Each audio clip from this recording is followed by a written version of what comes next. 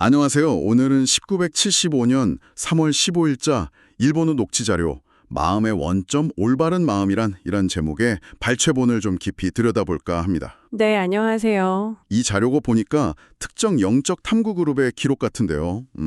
사람들이 소위 마음의 창이라는 걸 열어서 아주 오래전, 그러니까 수천 년 전의 삶까지 생생하게 기억해내는 그런 경험들을 담고 있더라고요. 맞습니다. 꽤나 흥미로운 내용들이죠. 그래서 이번 분석에서는 이 자료가 제시하는 인간 의식, 또 전생에 대한 그 독특한 관점을 함께 좀 깊이 파헤쳐보는 걸 목표로 하겠습니다. 바로 시작해볼까요? 네, 좋습니다. 이 자료에서 역시 가장 눈길을 끄는 건요, 그 아주 구체적인 전생 기억들이에요. 네네. 예를 들면 어떤 사람은 2500여 년 전 인도에서 자신이 고타마 시다르타, 즉 석가모니의 제자였다고 해상을 해요. 심지어 당시에 동료들이랑 금과 북을 치면서 설법 환경을 만들던 그런 세세한 장면까지 떠올린다는 거죠. 와, 그 정도 디테일이면 정말. 그렇죠. 또 어떤 사람은 2000년 전 이스라엘에서 예수와 동시대 인물이었다면서 히브리어로 추정되는 말로 당시 가르침을 막 읊기도 하고요. 아, 언어까지 기억한다는 건가요? 그런 식으로 기록되어 있더라고요. 그리고 현재는 여성인데 2500년 전에는 석가족 남성으로 태어나서 부족이 멸망하는 걸 직접 겪고 17살에 출가했던 기억을 떠올리는 사례도 나와요. 허허. 자료에서는 이걸 마음의 창이라고 부르는데 마치 평소에는 닫혀있던 어떤 깊은 기억 저장소로 통하는 문, 그런 게 열리는 현상이라고 설명을 하거든요. 네, 마음의 창. 이 기억의 구체성이 정말 놀라운데 이런 현상들을 어떻게 봐야 할까요? 여기서 좀 핵심적인 개념들을 뽑아볼 수 있을 것 같은데요? 네, 그 생생한 기억들이 물론 가장 흥미로운 지점이죠. 이 자료가 제시하는 핵심 개념들을 좀 종합해 볼 필요가 있습니다. 네. 첫째는 영혼이 시대를 넘어서 인도, 이스라엘, 중국, 그리고 현대 일본까지 계속 반복해서 환생한다는 관점이에요. 아, 윤회 사상이군요. 네, 그렇죠. 그런데 두 번째 개념이 더 독특한데 영혼의 동기생이라는 개념이 나옵니다. 영혼의 동기생이요? 네, 특정 영혼 그룹이 마치 학교 동기처럼요. 비슷한 주기를 가지고 시대를 건너뛰면서 함께 환생한다는 그런 아이디어입니다. 아, 뭔가 그룹으로 같이 움직인다는 거군요. 그렇습니다. 그리고 셋째는 육체는 그저 일시적인 수행의 장 혹은 배에 불과하다는 거예요. 영혼 또는 마음 안에 이미 방대한 경험과 신성이 내재되어 있다는 주장이죠. 아, 그러니까 이 개념들을 묶어보면 단순히 과거를 기억하는 차원을 넘어서요.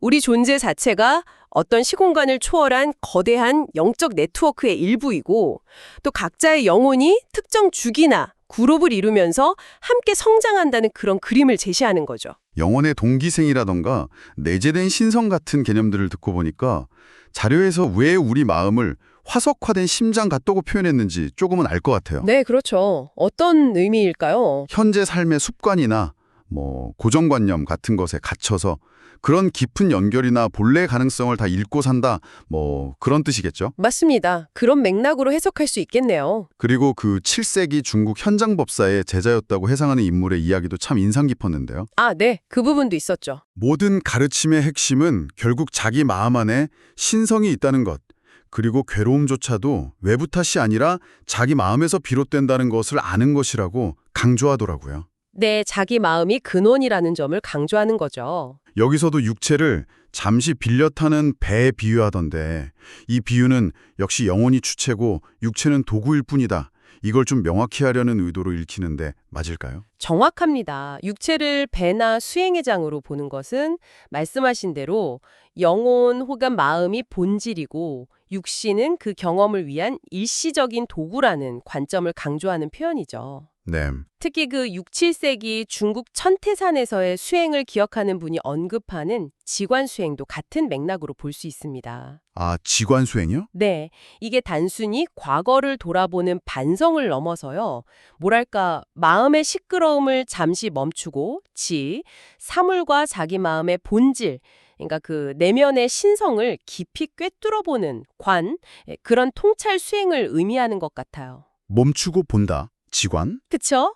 연꽃이 진흙 속에서 피어나듯이 번뇌 속에서도 이런 자기 성찰을 통해서 위대한 마음을 발견할 수 있다는 거고요. 그러면서 현대에는 주몬 같은 형식만 남고 이런 깊은 자기 성찰은 다 잊어버렸다. 이런 비판도 함께 제시하고 있죠. 아, 형식주의에 대한 비판이군요. 네. 결국 이 자료는 인간 존재라는 것이 현재 보이는 이 모습에 국한되지 않는다. 그리고 각자의 내면에는 상상 이상으로 깊고 방대한 영적 역사와 잠재력이 숨겨져 있다. 이런 메시지를 던지고 있는 겁니다. 네네. 신의 자녀로서의 어떤 진실된 증거가 바로 우리 마음속에 기록되어 있다. 이런 주장인 셈이죠. 와, 오늘 살펴본 이 자료는 정말 우리의 현재 정체성이라는 게 실은 아주 긴 이야기의 한 장면일 수도 있겠다. 이런 생각을 하게 만드네요. 그렇죠. 수많은 과거 경험들이 현재의 나 안에 압축되어 있을지도 모른다는 관점이니까요. 네. 만약 이 자료의 시각이 어느 정도 사실이라면 지금 듣고 계신 여러분의 마음속 깊은 곳에는 또 어떤 잊혀진 지혜나 아직 발현되지 않은 가능성이 잠들어 있을까요? 한 번쯤 생각해 볼 만한 질문인 것 같습니다. 네, 의미 있는 질문이네요. 오늘 이야기는 여기까지 나누고요. 다음 분석에서 다시 뵙겠습니다. 감사합니다. 네, 감사합니다.